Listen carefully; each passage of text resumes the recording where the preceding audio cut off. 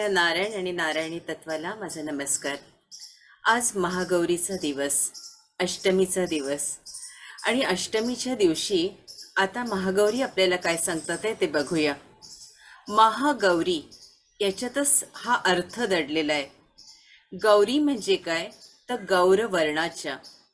आता गोऱ्या रंगाची तुलना कशाशी करावी, तर शंखाशी, चंद्राशी.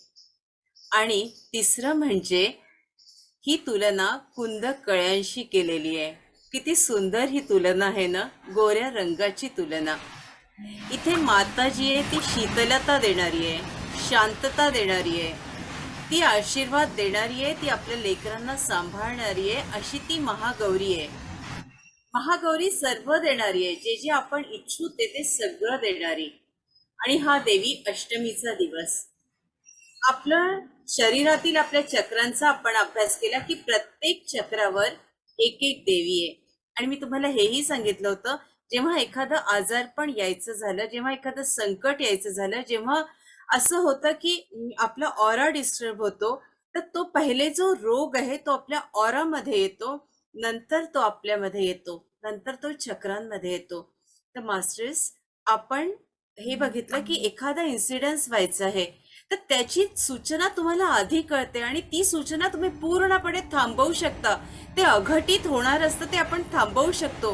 फक्त आपल्याला तो सेन्स या ध्यानातून येत असतो आणि हवे तसे संकट येऊ दे, मी ते थांबवू शकते, ही हिंमत या ध्यानातून आपल्याला येते. इथे महागौरी आपल्याला एक हे शिकवतात आहे.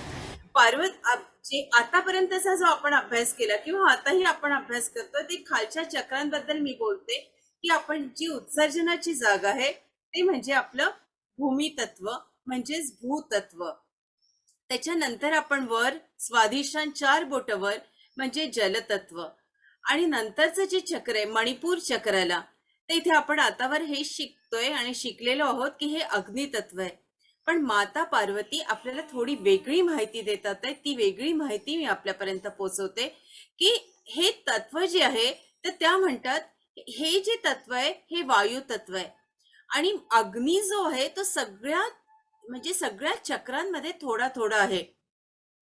आणि हा अग्नी संपूर्ण चक्रांमध्ये आहे.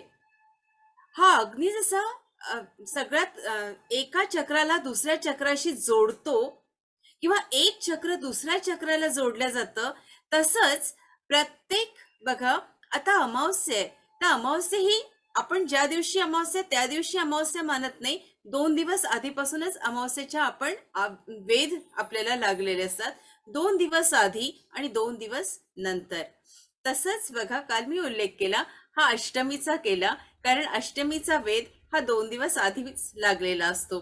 तर त्याच्यामुळे कालची सप्तमी जरी असली तरी अष्टमीच्या वेधाने आपण महाराजांशी जोडलेलो आहोत. त्याच्यामुळे कालच्या एक चक्र दुसऱ्या चक्राला आणि दुसऱ्या चक्र तिसऱ्या चक्राला तद्वतच आधी वेध लागल्यामुळे तो उल्लेख महाराजांनी करून घेतला. मास्टर्स, ही जी उन्नती आपली होते, म्हणजे जसे जसे आपले चक्र स्वच्छ होतात तसे तसे सगळे आजारपण आपल्यापासून दूर राहतात, आपल्याला इंट्युशन येत जातात. आणि खालचे जेव्हा 3 चक्र आपले उघडतात तेव्हा आपण शून्यतेत जातो. शून्यतेत गेल्यानंतर आपल्याला हळूहळू स्वतःच्या आत्म्याचं ज्ञान व्हायला लागतं की मी कोण आहे, मी कशासाठी जन्म घेतलाय, मला हे जे कर्म आहेत माझ्या मागे हे का लागले आहेत, मी का संघर्ष करते, हे लोक माझ्याशी का वाईट वागतात आहे. आणि याच्यातून हे जे खालचे 3 चक्र आपले स्वच्छ झाले की आपोआप तुम्हाला लक्षात येईल की जे वाईट वागणारे लोक असतात ते तुमच्यावर खूप प्रेम करायला लागतात, ते तुमची तारीफ करायला लागतात आणि ते पूर्णपणे ते वातावरण, ती परिस्थिती आणि ते प्रॉब्लेम्स पूर्णपणे सुटलेले असतात. इतकी ही उन्नती आपोआप होत असते. मास्टर्स, मी रावणाचंही उदाहरण आपल्याला दिलं होतं आणि अनेक उदाहरणं आपल्याला दिलेत. आपल्याला मदर टेरेसांचं दिलं होतं, आपल्याला लता मंगेशकरांचं उदाहरण दिलं होतं. अनेक उदाहरणं देऊन मी हे चक्रांशी आपल्याला जोडून घेतलं होतं की कुठल्या चक्रांमध्ये कोण होतं आणि त्याचा कसा विकास होत गेला. मास्टर्स, आज जे आपण बघणार आहोत ते समानता या गुणाबद्दल, की मातेचे इथे वाहन जे आहे ते ऋषभ आहे. ऋषभ म्हणजे बैल. आता माता आणि प्रभू महादेव हे एकरूप झाले आहेत, त्याच्यामुळे वाहन ही मातेने जे निवडले ते ऋषभ निवडलंय. जे मातेनी सांगितलं तेच फक्त आपल्यापर्यंत बिटवीन द लाईन्स अर्थ पोचवते. आणि इथे बघा, देव आणि दानव यांच्यासाठी नेहमीच माता समान आहे. माता कुठेच इथे भेद करत नाहीये. जसे महादेवांना प्रिय आहेत, तसेच मातेलाही देवही तितके प्रिय आहेत आणि दानवही तितके प्रिय आहेत. आणि म्हणून सुधा मूर्तींचे एक खूप सुंदर वाक्य आहे की तुमच्या घरातल्या ज्या कामवाल्या ताई असतात, अनेक घरांमध्ये त्या कामवाल्या ताईंचा एक कप वेगळा असतो, त्यांचा पेला वेगळा असतो. इतकंच काय, अनेक घरांमध्ये जे पाहुणे मंडळी आहेत ना, त्यांचे कप पण वेगळे असतात आणि आपले कप वेगळे असतात. सुधा मूर्तींचं एक वाक्य आहे, त्या म्हणतात हा भेदाभेद तुम्ही करूच नका, की पाहुण्यांचं वेगळं, आमचं स्पेशल, आमचं वेगळं, आमचा कप वेगळा, कामवाल्या ताईचा कप वेगळा, असं तुम्ही भेदाभेद करू नका. यांनी काय होतं की आपण त्यांना हीन दर्जाची वागणूक कुठेतरी देत असतो, की तू काम करणारी आहे म्हणून तुझा पेला वेगळा, तुझा कप वेगळा. त्या म्हणतात तेव्हा ती माणुसकी, की जेव्हा तुम्ही आणि त्या एका कपातून चहा प्याल. आणि मला त्या दिवसाची प्रतीक्षा आहे की आपल्या घरातली कामवाली ताई आणि आपला कप हा एक एक एकच असेल. तिला तुटला फुटला कप आपण देणार नाही. तिला तोच चहा देऊ की जो आपण वेलदोडा घालून आणि मसाला घालून चहा पितोय, तोच चहा त्या माऊलीला देऊ. तेच अन्न देऊ जे आपण सेवन करतोय. शिळं आहे म्हणून तिला द्यायचं. आणि दुधात म्हणजे पाण्यात खूप सारं, चहात खूप सारं आधणात पाणी घालायचं आणि तो कप फुल करून ओतेल असा तिला चहा द्यायचा. खूप आपण उपकार करतो. हा असा कधीच भेद आपल्या मनात यायला नको, असं त्या म्हणतात.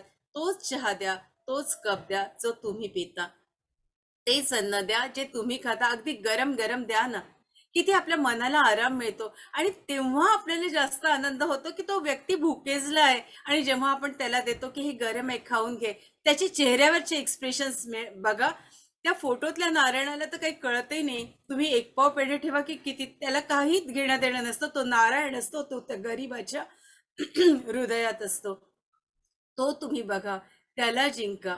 इथे माता हा समानतेचा संदेश आपल्याला देतात आहेत मास्टर्स. आणि त्यांना वृषारूढा म्हटलेलं आहे, महागौरी म्हटलेलं आहे. वृषारूढा म्हणजे वृषभावर बसलेल्या. आता शुद्धता, पावित्र्य ही एक खूप महत्वाची गोष्ट आहे की दक्ष राजाला तर 84 मुली होत्या. पहिली त्यांची बायको होती ती प्रसूती आणि दुसरी होती विरणी. पहिली पासून 24 मुली आणि दुसरी पासून 60 मुली. हा कशा झाल्या, काय झाल्या आणि कुणाकुणाशी लग्न झालं, हा खूप मोठा इतिहास आहे. मी फक्त मुद्द्याला स्पर्श करते की इथे दक्षाने तर खूप कडाडून विरोध केला होता. त्यांना शिव हे अगदी कबूलच नव्हते. आपण हेही बघितलंय की त्यांचा कसा अपमान होतो आणि त्या कसा स्वतःला झोकून देतात अग्निकुंडामध्ये. पण त्यांची शुद्धता, पावित्र्य बघा, की पुढचा जो जन्म घेतात त्या तपस्या करतात, पण मागच्या जन्माचं कुठलंही ते ती सल, ती वेदना त्या आणत नाही, त्या कॅरी फॉरवर्ड करत नाही. बिटवीन द लाईन्स आपल्याला महागौरी सांगतात आहेत की आपण खूपदा असं करतो, काल काय झालं, परवा काय झालं, किंवा त्याच्या आधी मला लहानपणी कोणी त्रास दिला, मला तरुण असताना कोणी त्रास दिला, मला नवऱ्यानी कसा त्रास दिला, मला सासूनी कसा त्रास दिला, हे कॅरी फॉरवर्ड करतो. आपण याच्या आधीच्या सेशन्स मध्ये शिकलेलो आहोत की आपण त्यांना क्षमा करायची आणि आपण स्वतःलाही क्षमा करायची. म्हणजे घेणं देणंच नको आणि पुढचा जन्मही नको आणि पुढचा जन्म आला तरी एका मित्रत्वाच्या नात्याने आपण एकमेकांना भेटू. हे सल, ही वेदना हे घेऊन येणार नाही. इथे माता सगळं विसरून जन्म घेतात. आणि हेच माता आपल्याला सांगतात आहे की जे तुमच्यावर अन्याय करतात आहे त्यांना तुम्ही अगदी मोठ्या दिलानं, मोठ्या मनानं क्षमा करा. जेव्हा तुम्ही क्षमा कराल तेव्हाच तर तुम्ही ऍक्सेप्ट कराल ना, त्यांच्यातला परमेश्वर बघाल ना, आणि तेव्हाच तुम्ही आनंदात जगाल. तर तुम्ही आनंदात जगायला आधी काय करायचं, तर हे जे उदाहरण देते मास्टर्स ते तुम्हाला पटेल. आपण प्रवास तर करतो, आपण आपल्या ह्याच्यावर खूप लादून घेतो. एका एका ठिकाणहून दुसऱ्या ठिकाणी जेव्हा आपल्याला जायचं असतं तेव्हा खूप सारे सामान आपण लादून घेतो. आपण गाडीत चढतो आणि गाडीत चढल्यावरही ह्या बॅग्स आपल्या पाठीवर असतात का? नाही ना. या सगळ्या बॅग्स आपण खाली, जशा जागा मिळेल तशी ती जागा करतो, खाली ठेवतो, वर ठेवतो आणि मस्त मोकळं होतो आणि आरामात बसतो, खिडकी बाहेरचं दृश्य बघतो. आपण चालतो तेव्हा कसं करतो, हे सामान घेऊन रिक्षातून असाच प्रवास करतो का? नाही. हे सामान आपण ठेवतो आणि प्रवास करतो. वाहन कुठलंही असू द्या, सामान खाली ठेवल्याशिवाय आपले खांदे मोकळे होत नाही. हे आपल्याला घेऊन ओझं घेऊन चालायचं नाहीये. इथे माता आपल्याला हेच सांगतात आहे की तुमचं जे कर्माचं ओझं आहे किंवा तुमचे जे संबंध आहेत जे बिघडले माफ करा मस्जिद, ते तुम्ही उतरवा. ते विसरा की ह्यानी मला असं म्हटलं, त्यांनी मला तसं म्हटलं, आणि ते विसरून तुम्ही चाला. मोकळं चाला, मोकळा श्वास घ्या, आनंदात जगा. माफ करा. गालिब म्हणतात ना, मैंने अपनी जिंदगी को आसान कर दिया, किसी को माफ कर दिया, किसी से माफी मांग ली. थोडा शेर बदलला असेल कदाचित शेवटच्या ओळीत, पण मास्टर्स माझ्या भावना तुमच्यापर्यंत पोहोचतात आहे. माफ आणि माफ करा म्हणजेच आपल्याला आनंदात जगता येतं. तर महागौरी आपल्याला तेच सांगतात आहे. आपण हेच आता लक्षात ठेवूया की क्षमा मागायची आणि क्षमा करायची. रोज जी प्रार्थना आहे ती आपल्याला मोक्षाच्या द्वारापर्यंत पोहोचवणारी आहे, आणि ही माता आपल्याला मोक्षाच्या द्वारापर्यंत हळूच घेऊन जाणारी आहे, आणि ते दार खटखट करून आपल्याला महादेवाच्या चरणी ठेवणारी आहे. इतकी उत्कटता, इतकं प्रेम, इतकं वात्सल्य फक्त या हृदयात असायला हवं, म्हणजे महादेव काही आपल्यापासून दूर नाही.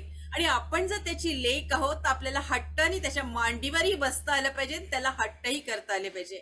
आपल्याला गुरुला सांगता आलं पाहिजे की हे गुरुराया, तू लक्ष कुठे देतोस? तुझं लक्ष तरी आहे का माझ्याकडे?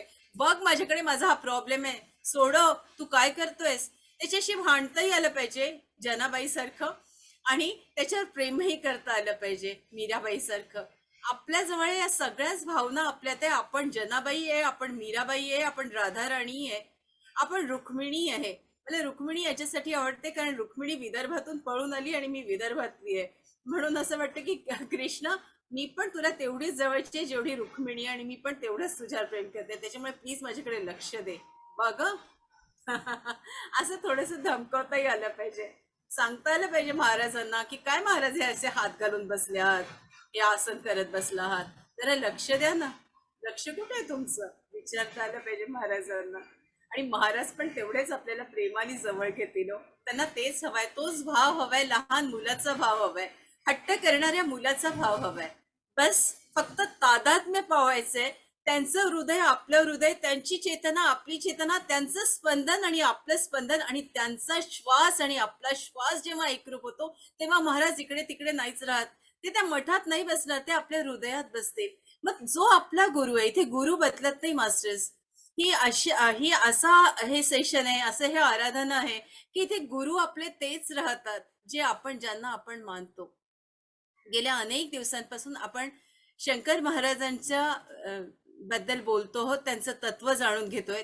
याच्या आधी अनेक जणांचं आपण तत्व जाणलंय, समर्थांचं, ज्ञानेश्वर माऊलींचं, गाडगे महाराजांचं, विनोबा भावेंचं, तुकडोजी महाराजांचं, आणि अनेक जणांचं आपण यांचं पण जाणलंय, आपल्या मेहेर बाबांचं, गौतम बुद्धांचं. इथे कुठेही भेदभाव नाहीये मास्टर्स. मला वाटतं मला जे सांगायचंय, देवीनं जे सांगितलं, जे मेसेजेस आपल्यापर्यंत पोचवायचे होते ते पोचवले.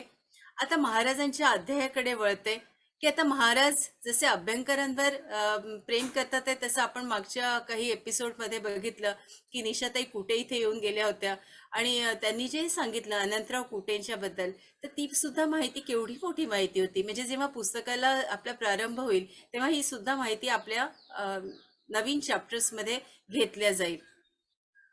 मास्टर्स, आता इथे अभ्यंकर हे थोडेसे महाराजांशी एक मित्रत्वाच्या नात्याने कसे वागतात ते आपण बघूया. की महाराज म्हणतात की तुझ्या घरात ना आपल्या श्री स्वामी समर्थांचा फोटो लाव, आणि हे सर्वच त्यांना सांगतात, मी नाही आणणार, तुम्हाला वाटत असेल तर तुम्हीच आणा आणि लावा इथे, तुम्हीच द्या मला. आणि समाधीनंतर काय होतं ते बघा, की समाधीनंतर बेळगावचे जे गंधे महाराज आहे त्यांना आता लूज मोशनचा त्रास होतो, आणि त्यांना हे जाणवतं की माझी ही व्याधी, माझं हे संकट जे माझ्यावर बेतलंय ते केवळ मी शंकर महाराजांच्या धनकवडीच्या मठात गेलो तरच सुटेल. आणि आता महाराज तर नाही आहेत, समाधी नंतरच्या या गोष्टी आहेत. तर ते येतात. त्यांचा चेहरा हा स्वामी समर्थांच्या चेहऱ्यासारखा असतो. तिथे अभ्यंकर असतात, रुद्र असतात. अभ्यंकर त्यांचे स्वागत करतात, त्यांची सेवाही करतात. त्याच्यानंतर तिथे थोड्याच वेळात एक बैलगाडी घेऊन शेतकरी येतो आणि तो शेतकरी म्हणतो की माझ्या भावानी एक नवस कबूल केलाय, तर आता तो नवस द्यायला येईलच, पण तत्पूर्वी मी या समाधीचं दर्शन घेतो. हे शंकर महाराजांसारखे थोडे दिसणारे असतात आणि ते अभ्यंकरांशी त्यांच्या आयुष्यात घडलेल्या घटनांबद्दल, त्या वृत्तांबद्दल ते बोलतात. आणि अभ्यंकर मात्र आता चकित की बापरे, हे दुसरे तिसरे कोणी नाही, हे कोण आहेत ते त्यांना गवसतं. इकडे गंधे एकदम ठीक होऊन जातात, इतकी ताकद येते की पायावर उभे राहतात. हे जे शेतकरी म्हणून आलेले गृहस्थ असतात, हे अभ्यंकरांना सांगतात की आता मी निरोप घेतो, मी निघतो. आणि तिथून ते अंतर्धान पावतात. गंधे विचारतात, हे कोण गृहस्थ होते, कशासाठी आले होते? अभ्यंकर अजूनही त्याच मनस्थितीत असतात, महाराजांना भेटल्याच्या आनंदात. शब्दच नसतात तो. आणि नंतर सांगतात की हे जे गृहस्थ होते ना, हे स्वतः शंकर महाराज होते. आता एकदा काय होतं, शंकर महाराजांचं दर्शन तर होतं, पण कनेक्ट कसे होतात महाराज त्यांना? तर त्यांना एक दृष्टांत होतो की आता अभ्यंकरांना तुम्हाला स्वामी समर्थांचा फोटो द्यायचा आहे. आणि मग होतं काय, तर गंधे अभ्यंकरांच्या घरी जातात, तिथून थोडासा प्रसाद घेतात, त्यांना मठात घेऊन येतात आणि एक फोटो जो असतो त्यांनी आणून ठेवलेला, तो फोटो अतिशय विधीपूर्वक त्यांच्या हातात सुपूर्त करतात आणि सांगतात, हे मला महाराजांनी सांगितलंय. म्हणजे महाराजांना जेव्हा एखादी गोष्ट घडवून आणायची असते, त्या दिवशी पद्मजाताई म्हणाल्या की मला कसं दर्शन झालं, तुमची फक्त मनात इच्छा ठेवा की तुम्हाला कुठल्या तरी एक इंट्युशननी किंवा कुठल्या तरी एखाद्या अनुभूतीने ते तुम्हाला जोडून देतील की बघ मी आहे, तुझ्या जवळ आहे. मग तुमचे गुरु सुद्धा, इथे महाराज म्हणजे मी महाराजांवर बोलते, पण जे जे आपले गुरु आहेत त्यांना फक्त तुम्ही सांगा की मला आज अनुभव द्या, तो अनुभव तुम्हाला मिळाल्याशिवाय राहणार नाही. तिसरी गोष्ट घेते. एकदा महाराजांच्या समोर खूप गर्दी झाली होती आणि आता आपल्याला कसा प्रसाद मिळेल? एक बिचारा गरीब हरिजन खूप दूर उभा होता आणि त्याला वाटत होतं महाराजांच्या हातून मला प्रसाद मिळावा, महाराजांचा स्पर्श मला व्हावा. महाराज कितीतरी दूर बसले होते आणि महाराजांनी आपला हात इतका दूर असा लांबवला, तिथे शक्ती त्यांच्याजवळ होतीच.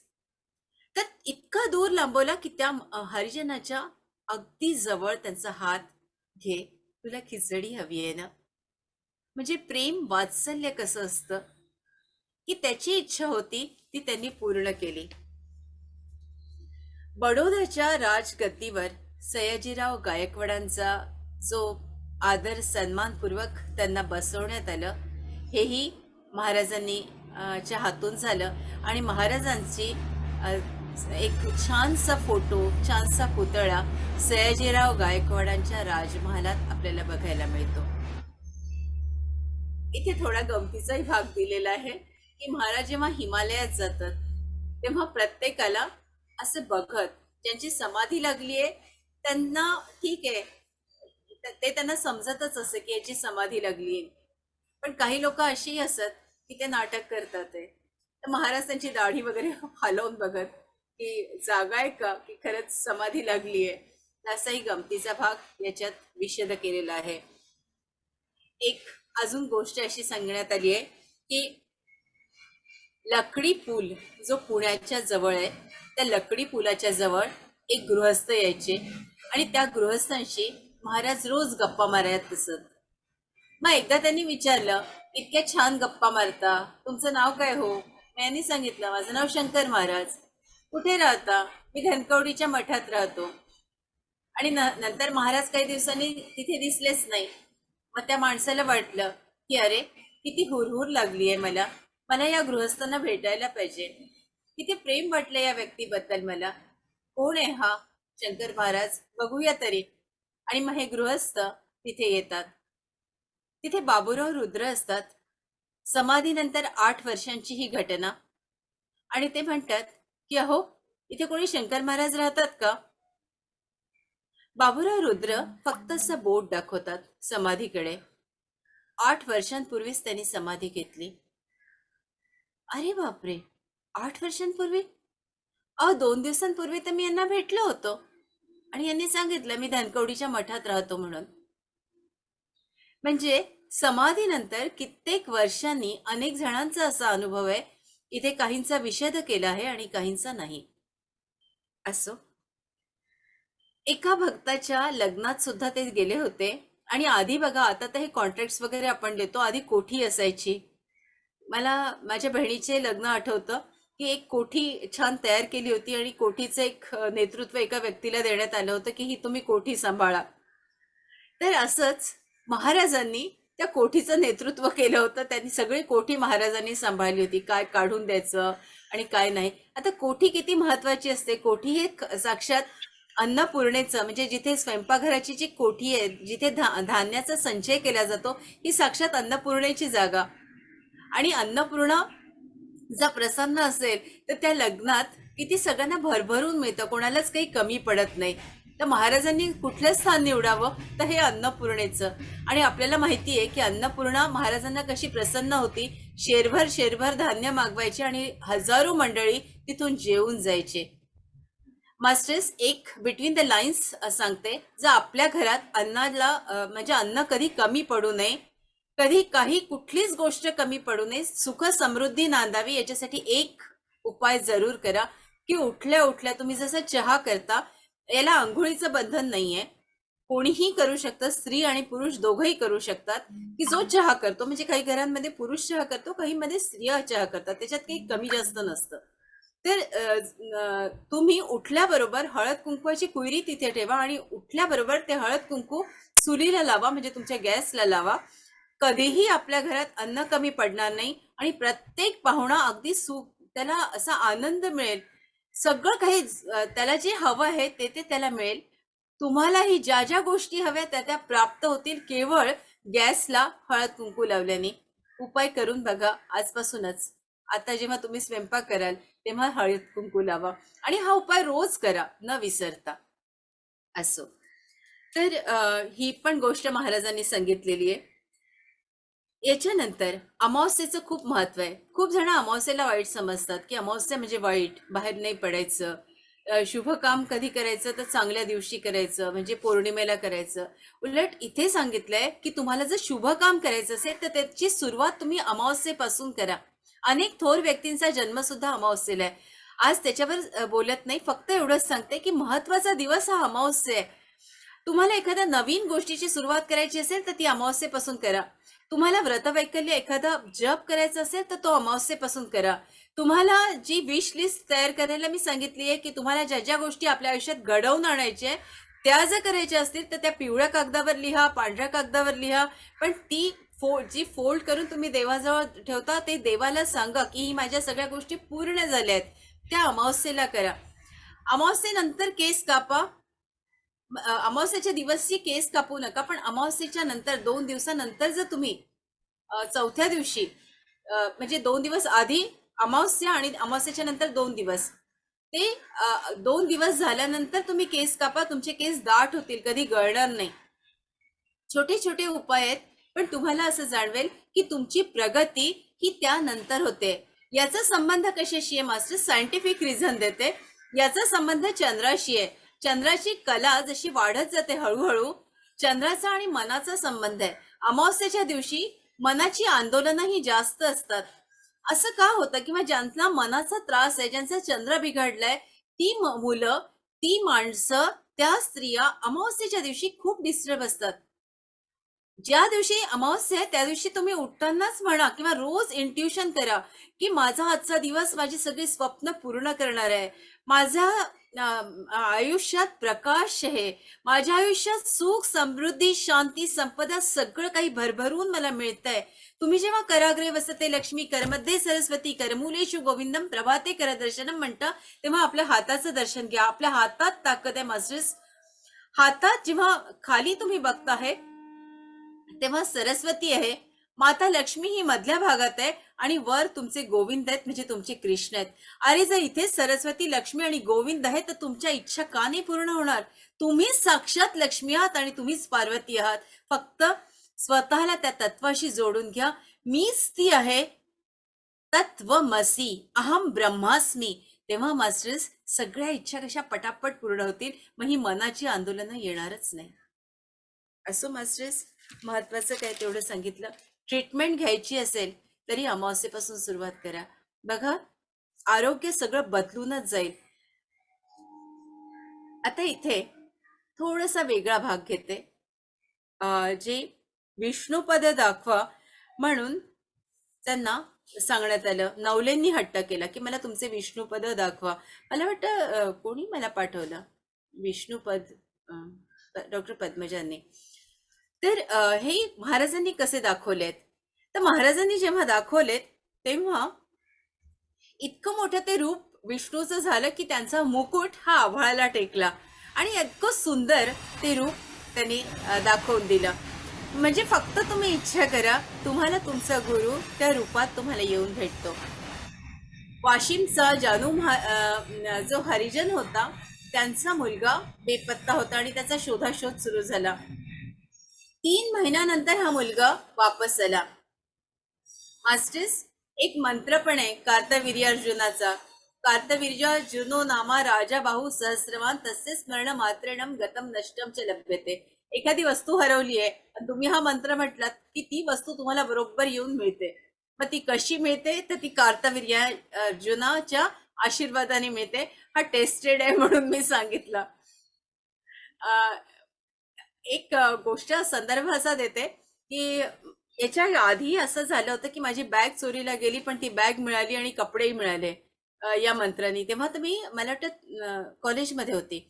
आणि दुसरा रेफरन्स असा देते की माझ्या नवऱ्याची एक बघा कधी कधी आपली चूकही नसते पण असं होऊन जातं की त्यांच्या कॉलेजमध्ये पेंटिंगचं काम सुरू झालं आणि जे कामगार येतात ना त्यांनी फटाफट फटाफट ते म्हणजे कपाटात ज्या डॉक्युमेंट्स होते ते काढले आणि ते स्वच्छ कसे केले तर एका बाहेर जाऊन ते सगळे असे टाकून दिले आणि खूप मोठा डोंगर केला की सगळ्यात जे फाईल्स आहेत, पडलेल्या फाईल्स ते सगळे त्या कामगारांनी सुट्टीच्या दिवसात ते सगळं काढून त्याचा डोंगर केला आणि त्या डोंगरामध्ये सगळ्या ह्याच्यातल्या अनवॉन्टेड गोष्टी गेल्या आणि नंतर मला वाटतं तो डिस्ट्रॉय पण झाला. यांनी एक महत्वाची जी मुलांची फाईल होती ती फाईल तिथेच ठेवली होती आणि आता आत ठेवायची.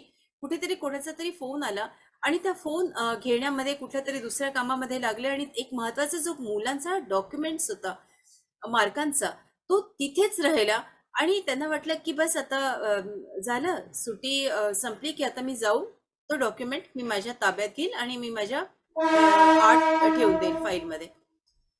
कधी अशी कल्पनाच आली नाही की असंही काही होऊ शकतं.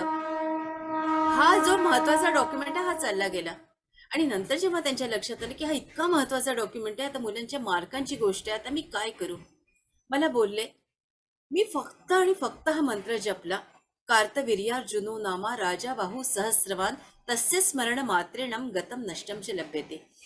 आणि मास्टर्स मी तुम्हाला सांगते की आता त्या याच्या ढिगाऱ्यातून तर ती फाईल येणं शक्य नव्हतं पण त्यांच्याच मित्रांनी ती फाईल ह्यांनी त्याला दिली होती तर त्याच्यामुळे त्यांनी सेव्ह केली होती आणि त्याच्याजवळ तो डॉक्युमेंट होता. हे जेव्हा त्याला सहज बोलून गेले की माझं असं असं झालंय, ते म्हणाले अरे घाबरू नको, माझ्याजवळ हा डॉक्युमेंट आहे, मी तुला तो देतो. तर किती मोठी गोष्ट होती पण ती पूर्ण झाली. तर मला असं वाटतं की ही देवीनीच किंवा महाराज गुरु आपल्याकडून बोलवून घेतात. ही गोष्ट कोणासाठी आहे मला माहिती नाही पण ती आपल्यापर्यंत पोहोचली. अशा अनेक घटना होतात आयुष्यात. असे संकट येतात की एखाद्या स्त्रीचा नवरा गेलाय पण आता 6 मुलं पोटी आहे त्यांचं कसं होईल. तर शांताबाई पुणेकर यांचा संदर्भ दिलाय आणि त्यांना 6 मुलं होते. पण मदत आपोआप मिळते. कधी कोणी चा भाऊ पाठीमागे असतो, कधी कोणाचं माहेर असतं, कधी कोणी आणखीन सासरचा व्यक्ती. तर असंच त्यांना त्यांच्या भावानी मदत केली आणि ते संकट त्यांच्यावरचं गेलं. कुठेही काहीही पैसे नव्हते, पण प्रत्येक जण आपलं नशीब घेऊन येतं म्हणतात. तर तसंच शांताबाई पुणेकरांचं झालं. नाशिकला काबुली बाबांचा संदर्भ दिलाय की काबुली बाबांच्या मुक्कामाला म्हणजे नाशिकला महाराज गेले होते. तिथे ताजुबुद्दीन बाबा सुद्धा आले होते. ताजुबुद्दीन बाबांचा संदर्भही मी आपल्याला दिला आहे. तर महाराज जेव्हा झोपत तेव्हा ताजुबुद्दीन बाबा तिथे पहारा देत. तर अनेक उर्दू भाषीय लोकांना ते आवडलं नाही की ताजुबुद्दीन बाबा असं का करतात ते. खरं तर हे संत नाही का, सगळे एकत्र असतात, प्रकाशाच्या राज्यात असतात. इथे भेदभावच नसतो, धर्माचा पंथाचा भेदभाव नसतो. पण आपल्याला ते कळत नाही ना. आपण मात्र पंथ भेदभाव म्हणजे धर्म हे करत असतो. तर हे उर्दू भाषी आले की ते ताजुबुद्दीन बाबांचे रूपांतर मारुती रायात होत. आणि मारुती राय गदा घेऊन बसल्यावर कोणाची मजा आले हो त्यांना विचारण्याची. तर सगळे निघून जात. तर असंही वर्णन याच्यात दिलेलं आहे. आता अत्यंत महत्वाची गोष्ट शेवटी जाता जाता सांगते की रंगनाथ दत्तात्रय दर्शन घेताना त्यांना जे 111, मी आपल्याला नेहमी विचारते की आपल्याला काही कोडवर्ड मिळतोय का. तर कोडवर्ड कसा मदत करतो. जे 111 असं त्यांना तो ध्वनी प्रगटला जेव्हा त्यांनी दर्शन घेतलं. तर आता जे 111 समाधीतून आलेला ध्वनी होता, तर याचा अर्थ काय उलगडत नव्हतं. तर याचा अर्थ त्यांनी असा दिलाय महाराज की जे म्हणजे ज्ञानेश्वर माऊली. आता जे फॉर जिनियस पण होऊ शकतं आणि जे म्हणजे जे खळांची व्यंकटी सांडो लिहिणारे ज्ञानेश्वर माऊली असू शकतात. तर जे म्हणजे ज्ञानेश्वर माऊली आणि 111 म्हणजे काय, तर पहिली ओवी, पुढचा एक म्हणजे पहिलं चरण आणि तिसरा एक म्हणजे पहिलं अक्षर. पहिली ओवी ज्ञानेश्वरीतल्या पहिल्या ओवीचं पहिलं चरण आणि पहिलं अक्षर म्हणजे ओम. म्हणजेच तुला साधना कशाची करायची आहे, तर ओंकार. सगुणाकडून निर्गुणाकडे जायची वेळ आलेली आहे आणि म्हणूनच ओंकाराची साधना करायची. त्या दिवशी प्रत्येक जण निर्गुणाबद्दल विचारत होते.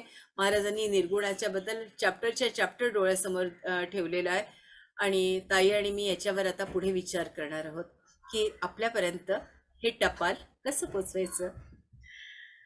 आता स्वामी समर्थ शंकर महाराज सगळे जसे आपण मित्र काल माझ्या 2 मैत्रिणींशी पण मी गप्पा केल्या. लहानपणच्या माझ्या मैत्रिणी आज आल्या आहेत की नाही मला माहिती नाही. मी त्यांच्याशी नंतर संवाद साधेन की ते आल्या आहेत की नाही.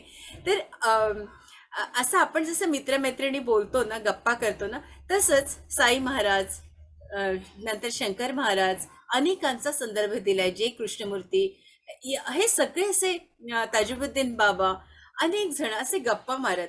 आणि काय होणार आहे पुढच्या 3 वर्षानंतर काय होणार आहे हे महाराजांनी आधीच कथित केलं होतं की कसं पाकिस्तान वेगळं होणार आहे, कसे कोणावर अटॅक होणार आहे, कोणाचं बंदूक म्हणजे गांधीजींचा वध ह्याबद्दल सांगितलेलं आहे, कसं विमान क्रॅश होणार आहे, सुभाषचंद्र बोसांच्या बद्दल सांगितलेलं आहे, काय काय घटना घडणार आहेत, कसे विष प्रयोग होणार आहेत. लाला बहादूर शास्त्री हे शब्द सुद्धा त्यांनी बोलावून घेतलेत, कारण याचा उल्लेख पोथीत नाहीये. तर याचा संदर्भ सुद्धा महाराजांनी दिलेला आहे 3 वर्ष आधीच. महाराज आपल्या गुरूंशी फक्त एकरूप व्हा. पुन्हा पुन्हा सांगते, कारण अनेकांना असं वाटतं की नाही मी या स्पंदनांशी एकरूप होऊ शकत नाही. माझे गुरु हे आहेत. गुरुतत्व एक आहे मास्टर्स. सगळे गुरु सारखे आहेत. भेदाभेद फक्त आपल्यात आहे. आपण ज्यांच्यावर विश्वास ठेवता त्या गुरूंना शरण जा. ते तुम्हाला कनेक्ट करतील या परमेश्वरी तत्वाकडे. मला वाटतं मास्टर्स आज अनेक जण पहिल्या वर्षा, हर्षदा तुम्ही आला आहात का? फक्त आला असेल तर माईक ओपन करा किंवा नवीन कोणी मंडळी आली आहेत का? तर मी आपल्या सगळ्यांचं स्वागत करते.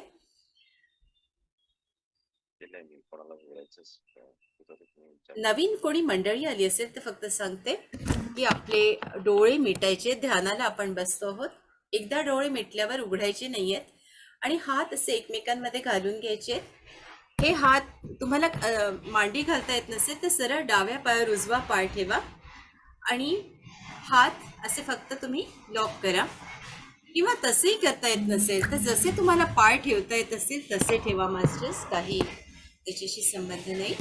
फक्त शांत व्हा, डोळे मिटा आणि डोळे मिटल्यावर मध्येच डोळे उघडू नका.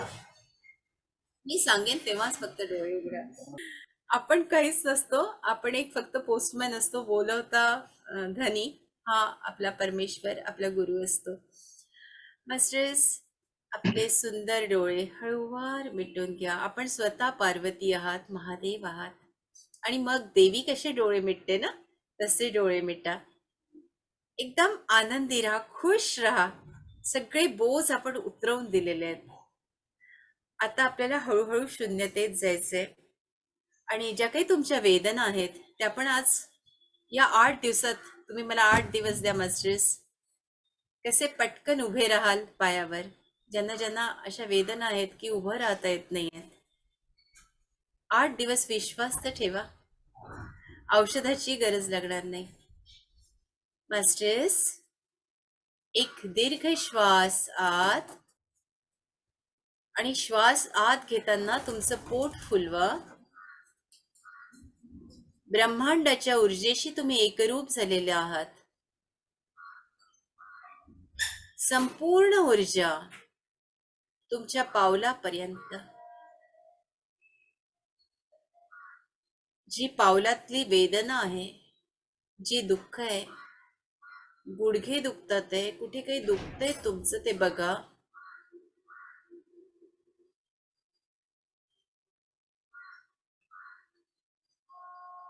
ती वेदना, मग तुमची कंबर आहे, तुमची पाठ आहे, तुमचा हात आहे, तुमच्या कानामध्ये वेदना आहे, डोळ्यामध्ये काही खुपतंय, जिथे कुठे वेदना आहे ती वेदना निघून गेली आहे. श्वास बाहेर सोडा.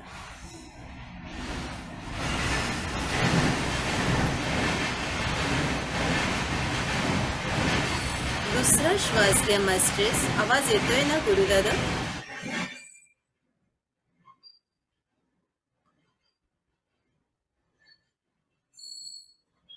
आवाज clear आहे?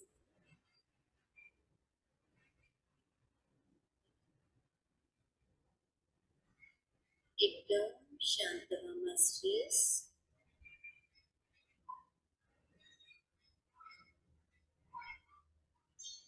आवाहन करते,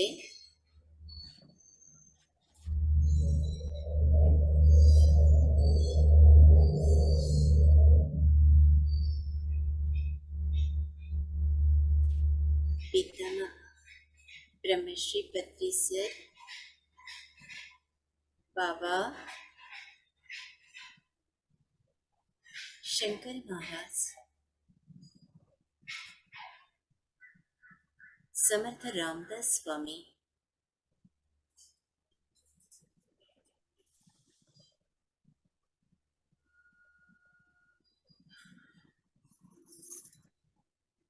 संपूर्ण गुरुतत्व,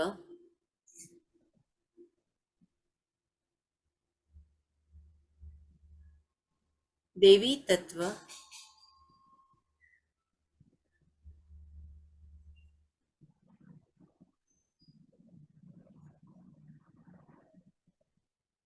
सूर्यनारायण भगवान,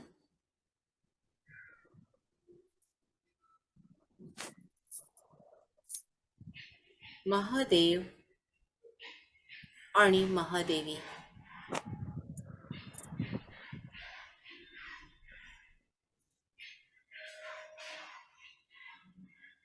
मास्टर्स,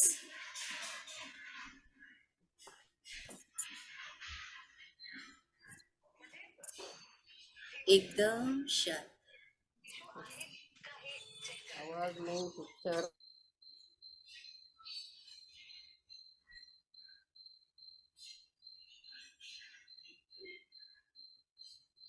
सूर्याची संपूर्ण ऊर्जा आपल्या डोक्याच्या मध्यभागातून म्हणजे ब्रह्मरंध्रातून खाली येते. फील करा मास्टर्स, प्रोसेस सुरू झालेली आहे. ही ऊर्जा तुमच्या ब्रह्मरंध्रातून खाली खाली शरीरात आत आत येते. शरीराच्या मध्यभागातून ही ऊर्जा तुमच्या पावलापर्यंत पोचलेली आहे.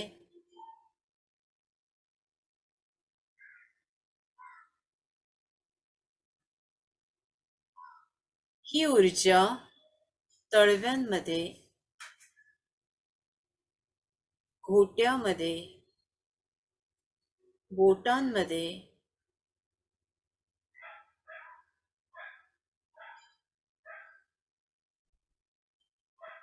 पायांच्या प्रत्येक पेशीमध्ये, परतेमध्ये, जे बोन्स आहेत त्या बोन्स मध्ये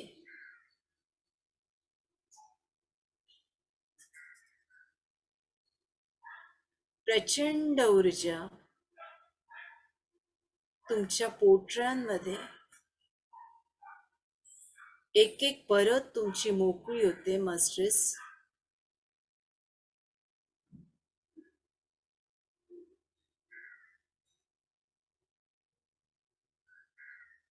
तुमचे गुडघे,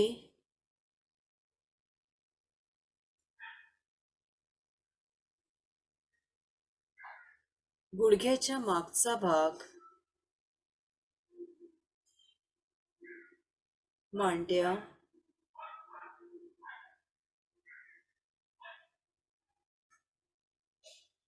तुमच्या उत्सर्जनाची जागा म्हणजे मूलाधार चक्र,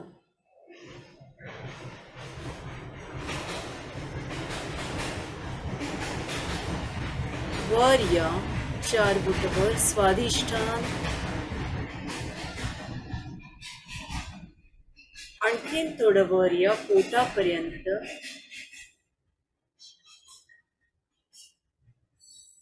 इथे मणिपूर चक्र, पोटातील ऊर्जा वर आली आहे हृदयस्थानी,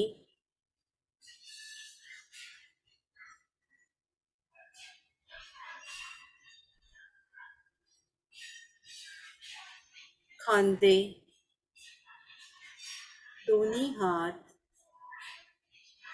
बोटांपर्यंत,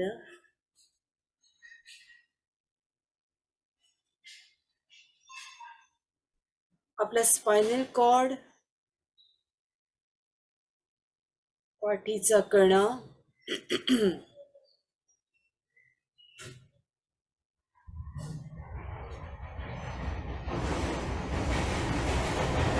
आपली मान,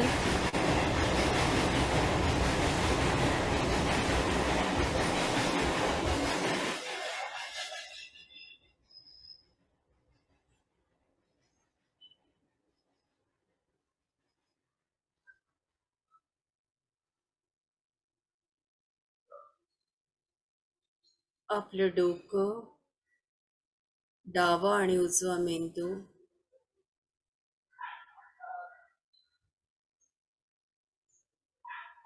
डोळे, नाक,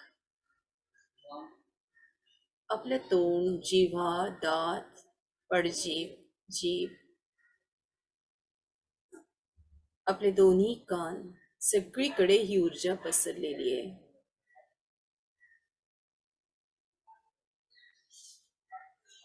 एक श्वास आत,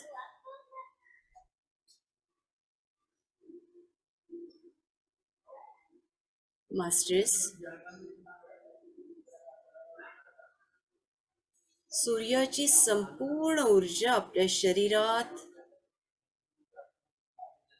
आणि आपल्या आभा मंडळात, ऑरामध्ये पसरलेली आहे.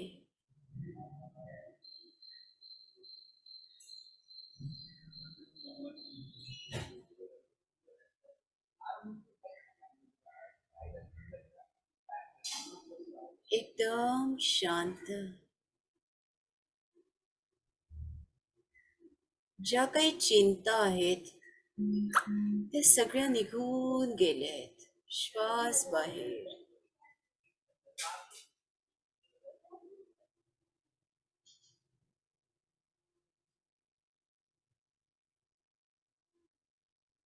या क्षणी आपण आणि आपले श्वास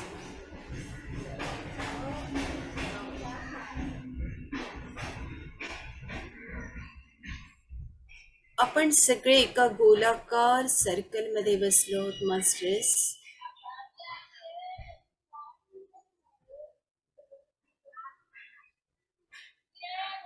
मर्कबा पिरामिड मध्ये.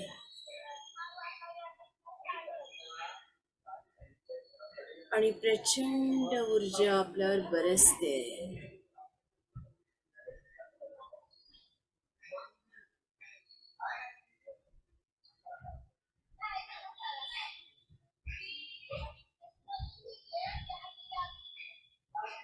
अजून शांत और गहरे चलो मास्टर्स, और गहरे.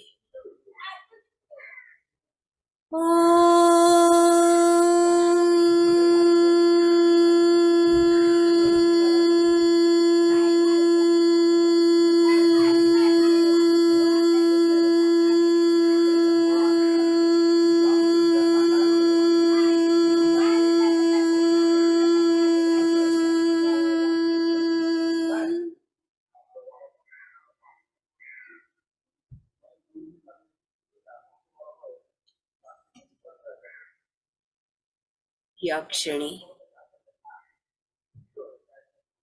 कैलास धामातील ऊर्जेशी आपण एकरूप झालेला आहात.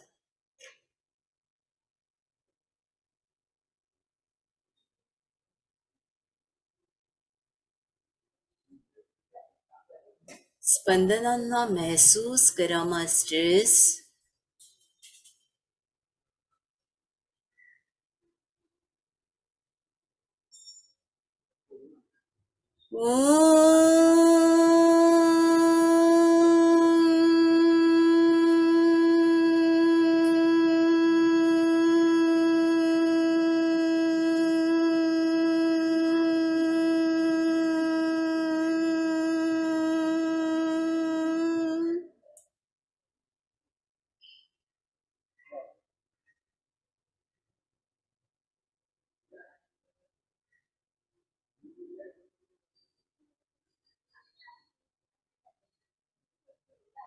महादेवाच्या तत्वाशी आपण पूर्णपणे एकरूप झाला आहात.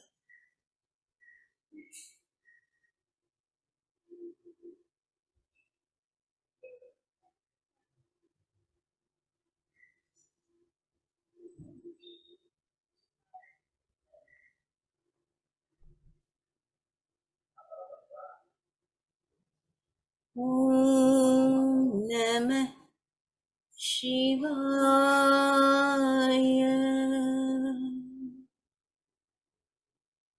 ओम नमः शिवाय.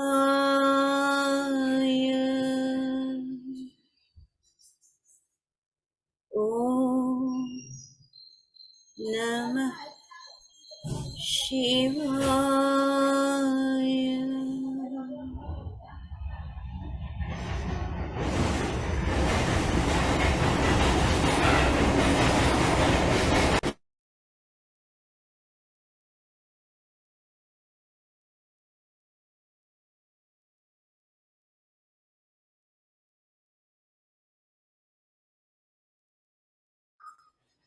योग योग योगेश्वराय.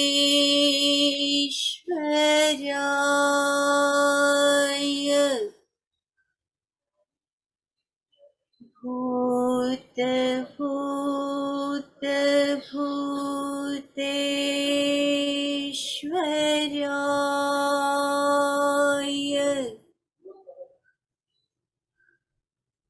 काल काल कालेश्वराय.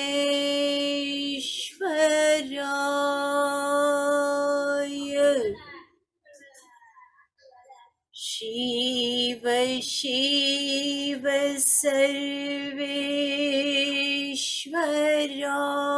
सर्वेश्वराय शंभो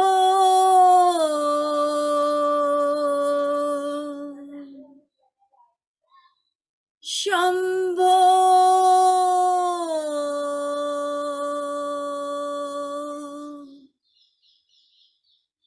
शंभो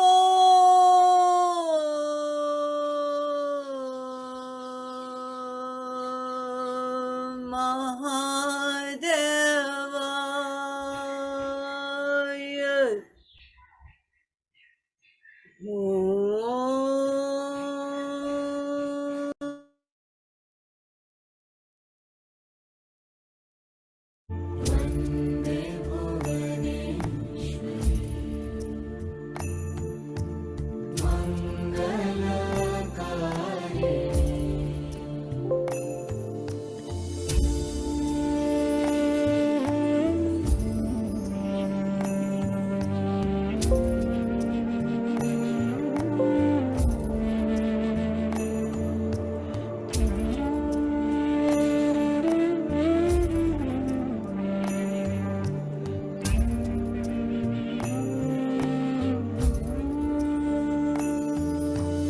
काली माँ कृपा माँ दया माँ प्रेम माँ सुंदरी मनोहरी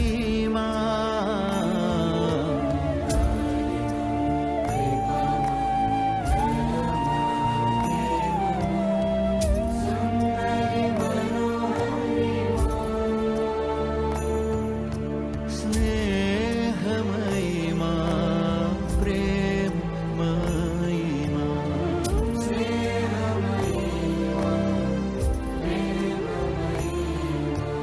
वन्दे भुवनेश्वरी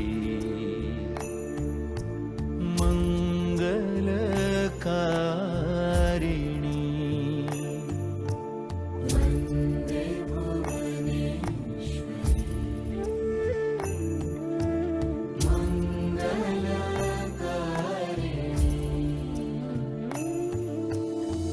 कृपा करो प्रेम समारो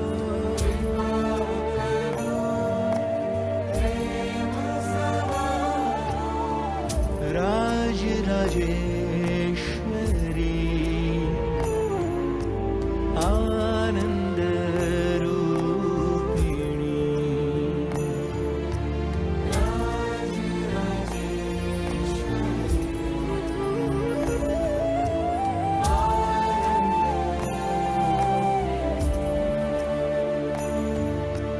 वन्दे भुवनेश्वरी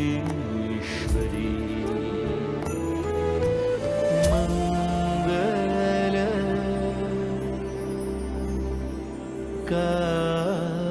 कारिणी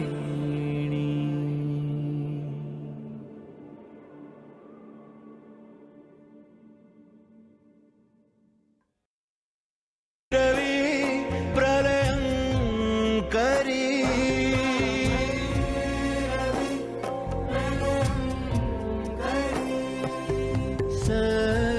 सर्वेश्वरी सुन्दरी दयामयी महेश्वरी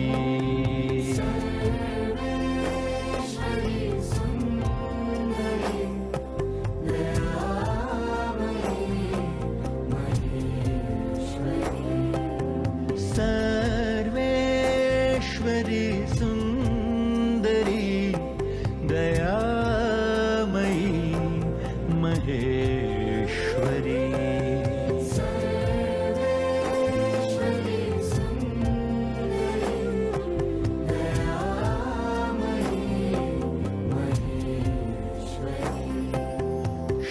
श्रीकरी कृपा करी क्षेमं करी परमेश्वरी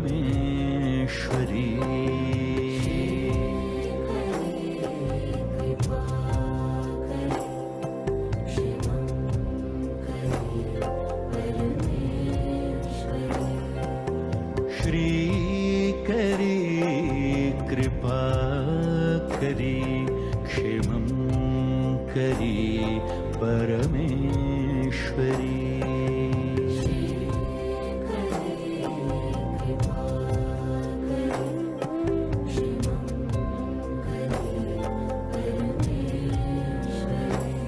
क्षेमं करी परमेश्वरी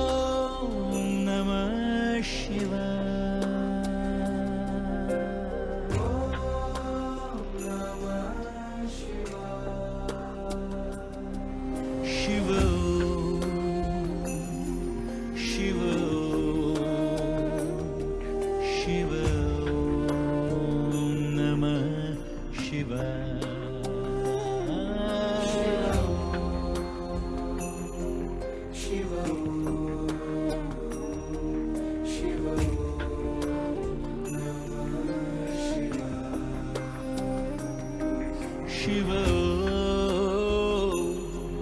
शिव शिव नमः शिव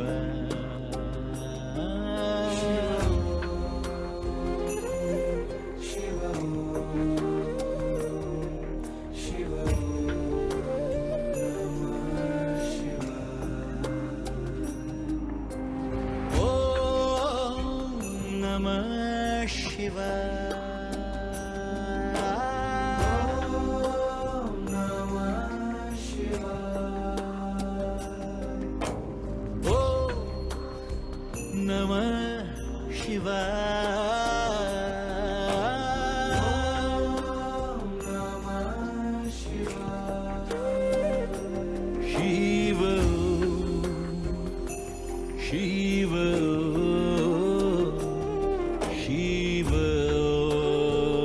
नमः शिव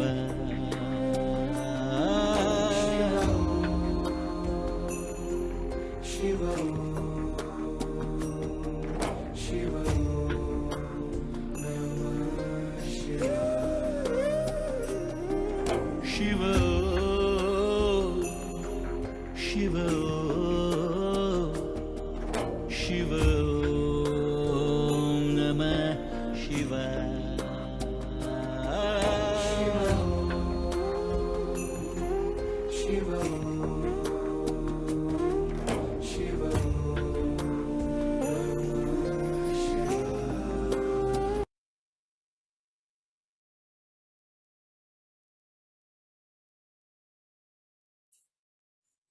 मास्टर्स, चेतनतेकडे येऊया. ज्यांना आपण आवाहन केलं होतं ते ब्रह्मश्री पितामह पत्री सर बाबा.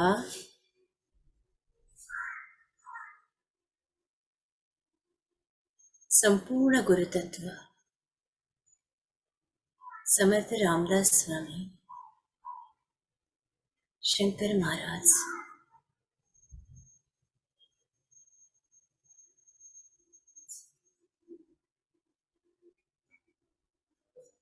संपूर्ण देवी तत्व,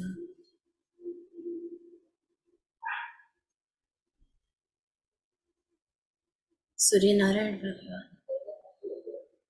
महादेव आणि महादेवी या ग्रुपच्या वतीनं मी आपल्याला धन्यवाद देते, दंडवत प्रणाम करते. आपली रजा. मास्टर्स, चेतनतेकडे या. आपली पावलं, डोळे उघडण्याची घाई करू नका. आपली पावलं हळूच हलवा. आपल्या पावलांमध्ये प्रचंड बळ आलेलं आहे. आपले संपूर्ण शरीर तेजाळून गेलेलं आहे. आपला ऑरा प्रकाशित झालेला आहे. एका वेगळ्याच अनोख्या तेजानं आपली सारी स्वप्न पूर्ण होतात आहे. आपण सुरक्षित आहात मास्टर्स. महागौरीनं आज एक रिंगण आपल्या भोवती निर्माण केलेलं आहे. मास्टर्स, दोन्ही हात डोळ्यांवर घ्यावे. 5, 4, 3, 2, 1, 0. डोळे हळूहळू आपल्या हातामध्ये उघडावे. आपण देवी आहात या तत्वानं एकरूप होऊ किंवा महादेव आहात असं समजून आपले डोळे उघडा मास्टर्स. आणि या जगाला आशीर्वाद द्या. या विश्वाचं कल्याण होत आहे. या विश्वात ध्यानी, ज्ञानी आणि शाकाहारी लोक आहेत. शेतकरी, शेतमजूर, कामगार, कारागीर, सैनिक सगळे सुखी आहेत, आनंदी आहेत. इथल्या स्त्रिया, मुली सुरक्षित आहेत. आम्ही, आमचे परिवार सुरक्षित आहोत. आमची वाहनं सुरक्षित आहेत. कल्याणमस्तु, कल्याणमस्तु, कल्याणमस्तु. आपल्या डोक्यांवर हात ठेवा. तथास्तु, तथास्तु, तथास्तु. कसं वाटलं मास्टर्स? जी नवीन मंडळी आहेत. हर्षदा, तू आली आहेस ना? कसं वाटलं मास्टर्स? नवीन मंडळींना काही बोलायचं आहे का? आपले हँड रेज करा. खूप छान ताई. वर्षा चौधरी, नमस्कार ताई. हा बोला ताई. वर्षा चौधरी. बोला ना ताई. कधी बोलला नाहीत ना कधी, म्हणून. नाही, मागे एक वेळा बोलले होते. मागे अच्छा. ध्यान लागायचं तेव्हा आपोआप डोळ्यामधून अश्रू यायचे. असं 2-1 वेळा झालं मला. आणि ध्यान खूप छान लागतं. दिवसभर खूप प्रसन्न वाटतं, मन शांत राहतं. हा. म्हणजे याच्यामध्ये आल्याचं मला खूप समाधान वाटतंय. आपल्या ग्रुपमध्ये आल्याचं मला खूप समाधान वाटतं आहे. मी तुमचे धन्यवाद मानते. आणि माझी जाऊ अर्चना चौधरी आहे, तिचे पण खूप मी अच्छा. धन्यवाद मानते. कारण तिने मला या ग्रुपमध्ये सामील केलेलं आहे. त्यामुळे तिचेही मी खूप मनापासून धन्यवाद मानते. मला खूप खूप आनंद होतो इथे आल्याचा. छान जाऊ आहे. धन्यवाद ताई, धन्यवाद. Thank you, thank you. हा, प्राची ताई. नमस्कार, मी प्राची गद्रे डोंबिवली इथून बोलतेय. मला या ग्रुप बद्दल माझी मैत्रीण पल्लवी गोगटे यांच्याकडून काल रात्रीच आम्ही 12-1 वाजेपर्यंत गप्पा मारत होतो तेव्हा कळलं. आणि आज तिने मला लगेच ऍड करून घेतलं. आणि आज मला स्वतःला खूप ध्यानधारणा हे आवडतं, पण मला जमत नाही. म्हणजे माझं तेवढं कॉन्सन्ट्रेशन होत नाही. आणि मनात अनेक शंका कुशंका, तेवढ्यात बेल वाजेल का, फोन वाजेल का, असं काय काय होतं. मी खूप प्रयत्न करते, पण आज मला छान वाटलं. म्हणजे मी पहिलाच दिवस आहे, पहिलीच वेळ आहे, पण असं डोळ्यात काहीच नाही. आणि म्हणजे डोळ्यांमध्ये थोडंसं पाणी पण आलं असं जेव्हा ते तुम्ही ध्यान म्हणजे हे चालू होतं तेव्हा. खूप छान वाटलं मला. आता मी तिला तेच सांगितलं, मी नियमित अटेंड करेन हे. मला खूप छान वाटलं. धन्यवाद, धन्यवाद. तुमचेही खूप आभार आणि तिचे पण खूप या व्हिडिओद्वारे आभार मानते. थँक्यू. ती आहे आज इथे चालली आहे माझ्याकडेच. आम्ही एकत्रच होतो काल रात्री, खूप गप्पा मारल्या तेव्हा हा विषय निघाला. छान वाटलं मला. धन्यवाद. पल्लवी गोगटे म्हणजे सरिता वैद्य मावशींची मुलगी ना? हो हो. हा, सरिता मावशी खूप दिवसात बोलल्या नाहीयेत. हॅलो. असं. हा, बोल ना हर्षदा. केलं तुझं अटेंड पूर्ण प्रोग्राम, खूप छान वाटलं. हा. हा, छान मेडिटेशन वगैरे पण चांगलं वाटलं. तुझी हीच इथे वेळ आहे का तुझ्या हो, हीच वेळ आहे. इथे कुसुम मावशी जे आहेत ना, त्यांचे गुरु आणि तुझे गुरु एकच आहेत.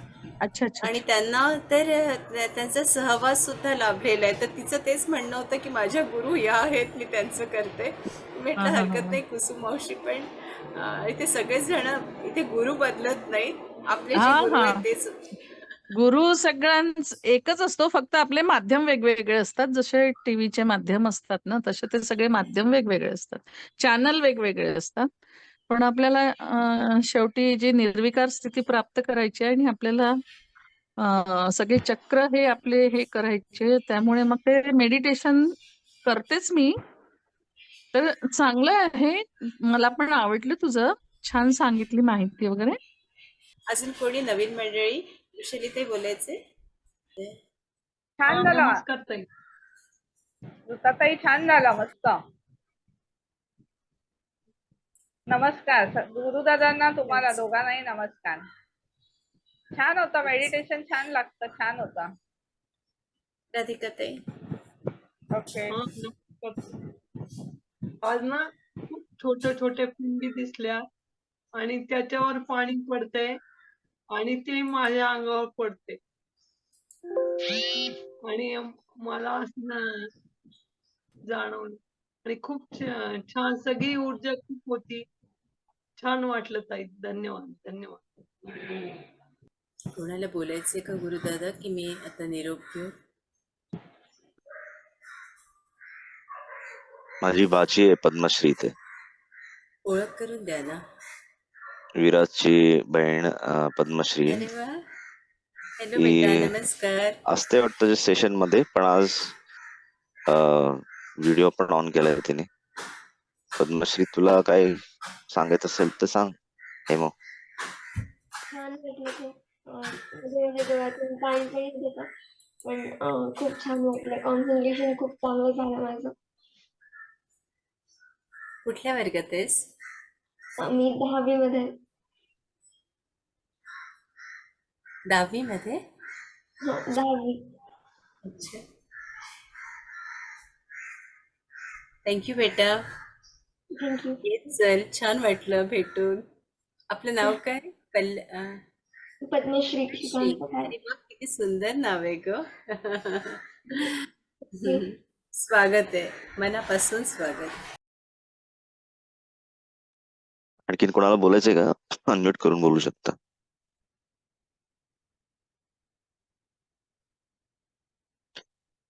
मी बोलतो, जर मला म्हणजे आलेला अनुभव मी सांगतो थोडक्यात. आजच्या ऋताताई, तुम्ही आज असं म्हटलं ना की आपण कैलास पर्वतावर आहोत, तर त्याच्या अगोदरच मला असं दृश्य दिसलं की कैलास पर्वतावर ध्यान चालू झालंय माझं, ध्यान मुद्रेमध्ये. आणि शंकर महाराज नेहमीप्रमाणे होते मार्गदर्शनासाठी. आणि त्याच्यानंतर जेव्हा शिवोमचं तुम्ही जपाचं म्युझिक लावलं, त्यावेळेस तीच खोली, तोच मंद प्रकाश, जिथे थऱ्यावर महादेव आणि शंकर महाराजांनी माझं सोन्याच्या मूर्तीत ट्रान्सफॉर्मेशन केलेली एक ती जी छोटी मूर्ती होती, तो चौथरा असा ते दिसलं. आणि शंकर महाराज आणि मी वेगळे असे त्यांच्या समोर बसलो ध्यानस्थ मध्ये ध्यान करताना, असं मला ते दिसलं. आणि ते शेवटपर्यंत होतं. आणि जेव्हा आपण डोळे उघडले, तेव्हा थर्ड आय वरती त्रिशूळाचं हे दिसत होतं मला, जसं विठोबाच्या पहिले दिसला होता तसं.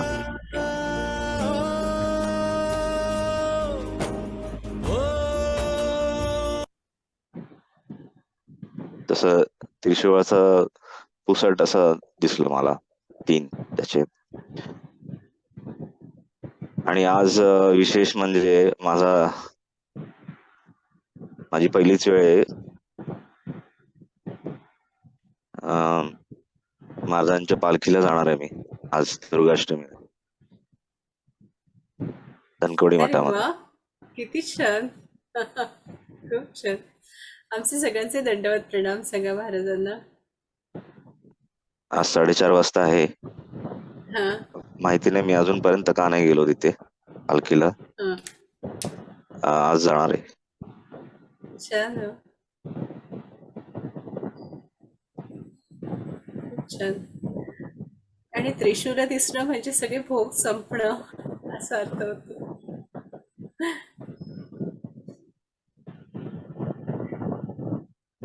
आणखीन 2 मिनिटं बोलू शकतो का? मला 2 अनुभव सांगायचे नक्की होते. नक्की बोला. अनुभव म्हणजे महाराजांचे दुसऱ्यांना आलेले प्रत्यक्ष सहवासातले अनुभव असं ते. हम्म. काल मी वाडेगाव दुकाईचं मंदिर आहे तिथे गेलो होतो दर्शनाला. तिथे माझे आजोबा, त्यांना महाराजांनी गुरुमंत्र दिला होता. शंकर महाराजांनी त्यांचे सगळ्यात धाकटे भाऊ आजोबा त्यांच्या घरी गेलो होतो आम्ही. त्यांना त्यांच्याकडे पाहून म्हणजे मला माहिती नव्हतं त्यांना महाराजांचा सहवास मिळालाय की नाही, पण त्यांच्याकडे पाहून मला असं जाणवलं की त्यांना मिळाला असेल सहवास. विचारून पाहिलं त्यांना तर ते म्हटले की हो, मी त्यांना वाडेगावांच्या घरात एकदा वाड्यावर आले होते तेव्हा मी त्यांना बघितलेलं. तेव्हा मी 8 वर्षाचा का 10 वर्षाचा होतो. त्यांना म्हटलं कसे होते ते, तर त्यांनी त्यांचं वर्णन जसं आपण सांगितले तसंच असे मळलेले कपडे किंवा असं वाटणार नाही बघून की ते महाराज एवढी मोठी मोठे संत असतील असे ते. असं त्यांचं ते रूप होतं, त्यांनी एक्सप्लेन केलं. आणि त्याच्यानंतर त्या म्हटलं आणखीन काय तुम्हाला अनुभव होता का? ते म्हटले ते वाड्यात एकदाच आले, त्याच्यानंतर परत कधी आले नाही आणि ते पण थोड्या वेळासाठी. म्हटलं मग काय काय होता तो अनुभव, म्हणजे एक्सपिरियन्स? ते म्हटले की ते माझ्या पंजोबांबरोबर आले सायकलवरनं आणि बसले एका ठिकाणी. मग ऍज युजल आपण जसं पाहुणचार करतो, पहिले पाण्याचा ग्लास देतो, त्यांना पाण्याचा ग्लास दिला. तर ते म्हटले मला पाण्याचा ग्लास नको, पाणी नको, मला त्याच्यात हे पाहिजे, हार्ड ड्रिंक पाहिजे, म्हणजे दारू पाहिजे मला त्याच्यामध्ये. तर त्याच्यात त्यांच्या घरामध्ये कोणीच घेणार नाही ते नव्हतं. तर मग सगळे प्रश्न पडले की कोण आता कसं काय ही सेवा पुरवायची त्यावेळेस गावात, म्हणजे त्या काळी. ते त्यांनी सांगितलं महाराज आमच्याकडे कोणी नाहीये, म्हणजे नाहीये ते मंदिरात. तर ते म्हटले नाही, तुझ्या घरात आहे, तुझ्या घरात आहे म्हटले माझ्या पंजोबांना. सगळेजण विचार करायला लागले असं कसं काय शक्य आहे. मग त्यांनी जागा पण सांगितली त्या वाड्यात. मागच्या खोलीत एक खोली, मागच्या बाजूला एक खोली होती, तिथे त्यांनी हे केलं. एक माळा आहे म्हणे, त्याच्या एका पिशवीत का ट्रंक मध्ये आहे ठेवलेली, तुम्ही बघा. कोणीतरी गेलं आणि चेक केलं, खरंच निघाली तिथे. आणि त्याच्यात ती आणून मग ते राहिलेलं जे काय असेल ते पाण्यात टाकून त्यांनी आणलेल्या पाण्याच्या ग्लास मध्ये टाकून त्यांनी पिले. पंतोबांना म्हटले चला निघायचे मला आता. मग त्यांना घेऊन गेले ते. म्हणजे एवढ्या थोड्या वेळासाठी पण त्यांनी प्रचिती दिली. ते असताना तो एक अनुभव आजोबांनी मला शेअर केला काल. आणि आईशी बोलत होतो मी काल आल्यानंतर. तर मला सांगता येईल की नाही माहिती नाही, पण प्रयत्न करतो. सन 1973 ची गोष्ट आहे. त्यावेळेस आजोबा रजेवर आले होते गावी. व पुण्यात शंकर महाराजांच्या समाधी दर्शनास आलेले होते. तेव्हा मठाचा एवढा मोठा मठ नव्हता आणि त्यावेळेस फक्त मठाचा गाभारा होता आणि हॉल बांधण्याचं काम चालू होतं. तेव्हा 4 खांब उभे केलेले होते आणि त्यावेळेस जेव्हा आजोबा पोहोचले तिथे, तेव्हा मठात एकही व्यक्ती तिथे मठामध्ये नव्हती. त्यावेळेस समाधी स्थळाची जी देखरेख किंवा पूजा वगैरे आहे ते श्री रुद्र करीत असे, ते पण त्या दिवशी नव्हते. आणि आजोबा त्यावेळेस दर्शनाला गेले तेव्हा त्यांच्या कडे म्हणजे त्यांनी हार आणि फुलं वगैरे अशी काही घेतलेली नव्हती. दर्शन घेऊन त्यांनी मनोभावे प्रार्थना केली की महाराज, माझ्या अनेक प्रापंचिक जबाबदाऱ्या आहेत व आता निवृत्तीचा समय जवळ येत आहे. तरी मला माझ्या जबाबदाऱ्या योग्य प्रकारे पार पाडण्याची शक्ती द्या व आशीर्वाद द्या. असे म्हणून त्यांनी त्यांच्या पायाशी, म्हणजे महाराजांच्या पायाशी नजर स्थिर केली व तिथे त्यांना नारळाच्या प्रसादाचे 4 तुकडे असे दिसले. त्याच्यातल्या मधल्या तुकड्यावरती त्यांची नजर गेली आणि त्यांना असं वाटलं की तो प्रसाद घ्यावा. पण ते तर म्हटले, त्यांच्या मनात आलं की बाबा मी तर काही महाराजांसाठी आणलंच नाही, हार पण नाही आणला, फुलं पण नाही आणली, कसं काय घ्यायचा प्रसाद? म्हणून त्यांनी प्रसाद न घेताच ते नमस्कार करून गाभाऱ्याच्या बाहेर पडले. तेवढ्यातच त्यांना एक व्यक्ती दिसली, जस काही ती म्हणजे खांबाच्या जवळ एका उभी राहिलेली व्यक्ती, आणि जस काही ती त्यांचीच वाट बघत होती. आणि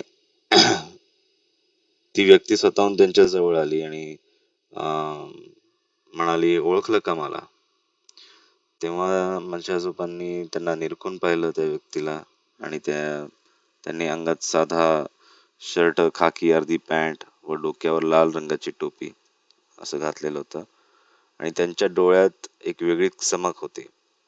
त्यांच्या अंगावर एकदम रोमांच पेलले ते सगळं पाहून, आणि त्यांनी त्या व्यक्तीचे पाय धरले आणि म्हणाले, ओळखले महाराज, ओळखले, तुम्ही श्री शंकर महाराज आहात. त्यांनी त्यांच्या शर्टाच्या खिशातनं एक नारळाचा तुकडा व खिशातून 4-5 तांदळाचे दाणे माझ्या आजोबांच्या हातावर ठेवले आणि म्हणाले, हा प्रसाद घे, आता तुझी सर्व कामं होतील. आणि परत माझ्या आजोबांना म्हणाले, माझी पुण्यतिथीच्या दिवशी येथे हजेरी असते, तू येत जा.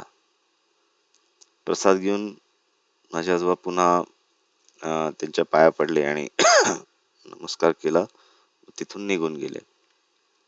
गेट जवळ येताच त्यांनी मागे वळून पाहिले की ती व्यक्ती दिसते का परत, तर त्यांना ती व्यक्ती नाही दिसली. आणि मनोमनात श्री महाराजांच्या भेटीचे त्यांना खूप समाधान वाटले, खूप आनंद झाला. आणि त्यानंतर हळूहळू एक एक करून माझे आजोबा त्यांच्या सर्व प्रापंचिक जबाबदाऱ्यातनं शंकर महाराजांच्या कृपेने मुक्त झाले. आणखीन एक विलक्षण अनुभव आजोबांनी कथित केलाय, त्याच्याबद्दल मी बोलतो. त्यांनी असं कथित केलेलं आहे की पुण्यतिथीच्या दिवशी श्री महाराजांची समाधीस्थळी हजेरी असते. ही माझी श्रद्धा अगदी दृढ झाली होती. त्यामुळे शक्यतो पुण्यतिथीला श्री महाराजांच्या दर्शनाला येण्याचा नेहमी प्रयत्न करीत असे. असेच एकदा मी माझ्या साडूच्या मुलाबरोबर दर्शनास गेलो. त्यावेळेस पुन्हा मठात ठरवले की महाराजांची उपस्थिती जाणवल्यानंतरच प्रसादाच्या पंक्तीला बसायचे व गाभाऱ्याच्या समोरच्या हॉलमध्ये जवळजवळ तासभर जप करीत बसलो. इकडे जेवणाच्या पंक्ती सुरू झाल्यानंतर दर्शनाला आलेली मंडळी प्रसादासाठी रांगेत उभी राहू लागली. माझ्या साडूच्या मुलाने प्रसाद घेण्यास जाऊ म्हणून मला सांगितले. रांगेत मी पुढे व तो माझ्या पाठीमागे असे उभे राहिलो. रांग बरीच लांबलचक होती, हळूहळू पुढे सरकत होती. त्यामुळे साडूचा मुलगा इकडे तिकडे नजर फिरवीत निरीक्षण करीत होता. मी श्री महाराजांचे स्मरण करीत जप करीत होतो. तेवढ्यात त्यांनी पाहिले की हॉलमधून एक पांढरा झब्बा घातलेला व धोतर नेसलेला व उघड्या डोक्याचा मध्यम वयाचा व्यक्ती त्याला खुणावत होता. म्हणजे त्यांच्या साडूच्या मुलाला, की तुझ्या पुढच्या माणसाला माझ्याकडे बघण्यास सांग. त्याने मला त्या माणसाकडे बोट दाखवून सांगितले, ते बघा, कोणीतरी तुम्हाला बोलवते, तुमच्या ओळखीची व्यक्ती बोलवते. मी त्या दिशेने पाहिले, पण पूर्वी मला ती व्यक्ती कधीच भेटलेली नव्हती. पण मी त्याच्याकडे पाहत असताना त्या व्यक्तीने लांबूनच खुणेने प्रसाद घेऊन जा असे हातवारे करून सांगितले. माझ्या मनात श्री महाराजांच्या भेटीची ओढ होती, त्यामुळे माझ्या मनातल्या विचारांना श्री महाराजांनी दिलेला प्रतिसाद मी बरोबर ओळखला व उभा होतो त्या ठिकाणाहूनच त्या व्यक्तीला नमस्कार केला व मनानेच हो म्हणून सांगितले. मला खूप गहिवरून आले व आनंद झाला. हे सर्व जे घडले ते माझ्या साडूचा मुलगा पाहत होता. त्याला मी सांगितले, हे बघ, ते श्री शंकर महाराजच होते. मला प्रसाद घेऊन जा म्हणून सांगण्याकरता ते आले होते. मी आज नक्की केले होते की श्री महाराजांच्या हजेरीचा प्रत्यय झाल्याशिवाय प्रसादाच्या पंक्तीत बसायचे नाहीत. तो लगेच शोधण्याकरता पाहू लागला, परंतु त्याला तशी व्यक्ती परत दिसली नाही. अशा पद्धतीने आजोबांनी त्यांना महाराजांनी दिलेली प्रचिती पुण्यतिथीच्या दिवशी ही कथित केलेली आहे. या अनुभवातनं, या प्रचितीतनं एक बोध हाच होतो की आपले गुरु कोणी पण असू दे, आपण त्यांच्याबरोबर एकरूप झालो आणि मनोभावे कधी पण त्यांना प्रार्थना केली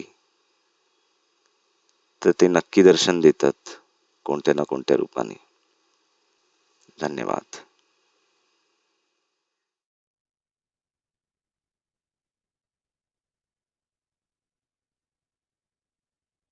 आता हे सगळे अनुभव कुठे फॅमिली मधले किंवा यांचे कुठेच पब्लिश झालेले नाही आहेत, कोणत्याच पुस्तकात नाही आहेत ऍक्च्युली. आणि म्हणून असं वाटलं की सांगावं या फोरम मध्ये.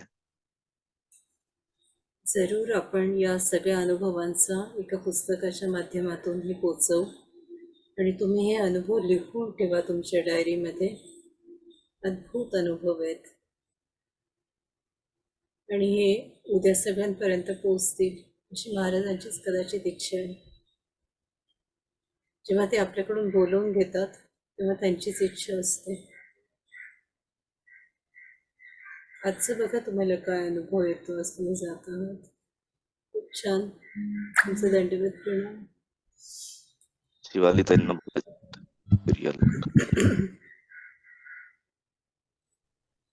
आत्मवंदन ताई.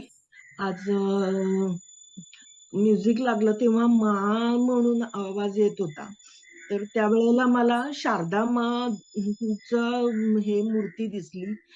शारदा मा ध्यानात बसलेल्या आहेत आणि त्यांचं दर्शन झालं. आणि खूप दिवसापासून असं, म्हणजे माझी आई आता नुकतीच गेली आहे, तर पण आपल्या मनात असतात काही काही ग्रजेस की ते जात नाहीत. आपण मनात धरून ठेवलेलं असतं की हे आईमुळे झालं असं. तर ते आपण कितीतरी दिवस ध्यान करत होतो, हे करत होतो, पण ते जात नव्हते. आज मला ते सगळं गेल्यासारखं वाटतंय, खूप मोकळं झाल्यासारखं वाटतंय की ते ग्रजेस पण गेले त्या म्युझिक सोबत. माझ्या भावनांचा सगळा निचरा झाला आणि मला आई खूप हसरी दिसायला लागली. खूप खूप धन्यवाद ताई, खूप खूप धन्यवाद. नमस्कार होता ते. ऍक्च्युली ना, म्हणजे शंकर महाराजांचा जेव्हा पहिले फोटो पाहिला होता ना, तर तेव्हा मला अशी भीती वाटायची की त्यांचे डोळे असे लहान आहे ना आपण, तर मला नेहमी भीती वाटायची. जसं मला शंकर बाप्पाची पण भीती वाटते. म्हणजे तो खूप असा हे आहे ना, आपण काय म्हणतो त्याला, प्रचंड आहे ना असं, म्हणजे नेहमी. आणि शंकर बाप्पा पण रागासाठी जास्त ऍक्च्युली लोकांनी फेमस केलंय, पण आहे. तर मला ते फादर फिगर सारखं वाटायचं नेहमी. तर आज जेव्हा तुम्ही शंकर बाप्पांचं सांगत होतात ना, आणि मला शंकराच्या पिंड दिसत होत्या आणि मी प्रत्येक पिंडीला आपल्या बाबांना मिठी मारते तशी मिठी मारत होती फिरता फिरता. आणि काल का परवा त्या ताई आल्या होत्या ना, त्यांनी सांगितलं ना शंकर महाराजांचं, तर तेव्हा मला असं फील झालं की आपण फक्त बघून प्रत्येक गोष्टीला म्हणजे जज करतो किंवा घाबरतो किंवा वेगळ्या पद्धतीने बघतो. तर ते ना पूर्ण क्लिअर झालं की नाही, ते पण बाबांसारखे आहेत, म्हणून आपल्याला ती भीती वाटायची. कारण आपण थोडंसं बाबांना एक रिस्पेक्टफुली भीतो ना थोडंसं, तसं मला वाटायला लागलं त्यांच्याबद्दल आता, म्हणजे आता ह्याच्याप्रमाणे हे सगळ्या सेशन्स मध्ये. पॉइंट ऑफ व्ह्यू बदलला, म्हणजे असं मला मी शेअर करायला आवडेल मला ती गोष्ट.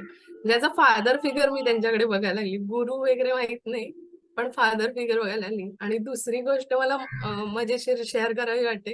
गुरुदास सारखं सांगतो ना, की तिकडे त्याने तिथे मठ आहे, तिथे मठ हे कुठे आहे तो.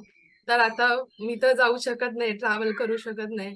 तर माझं होतं की मी इंडियाला आली की मी जाईल एकदा, पण मी जाऊ नाही शकत आता. आणि खूप छान गोष्ट मला शेअर करावीशी वाटेल, की इथे 2-3 मठ झालेत. मी आली तेव्हा म्हटलं, "आधी आई इथे एकही मठ नव्हता. एवढे कुठे मठ झाले इथे?" असं. म्हणजे पहिले खूप आधी गजानन महाराजांचा मठ होता, मग स्वामी समर्थांचा मठ होता आणि आता परत एक मठ झालाय. म्हटलं किती मठ झाले तिथे एवढ्याच लाईनीत. तर मला आई बोलली, "अगं तुला माहितीये का तो शंकर महाराजांचा मठ झालाय." म्हणजे मला तिथे यायला जमणार नाही जमणार माहित नाही, पण तिकडेच मला मठ झालाय. म्हणजे अगदी वॉकेबल डिस्टन्स वरती तो मठ झाला. म्हणजे जसं आता दादा म्हणाला ना, की महाराजांना गुरूंना जर आपल्याला दर्शन द्यायचं असेल तर ते स्वतःहून येतात. तर लिटरली खरंच असं झालं, की ते इकडे स्वतःहूनच आले मला दर्शन द्यायला. म्हणून मला असं वाटलं, की शेअर करावं तुमच्या सगळ्यांशी असं.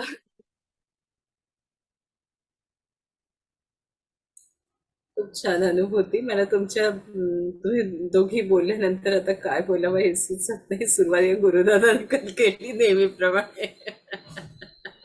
अद्भुत असतं. खूप खूप धन्यवाद.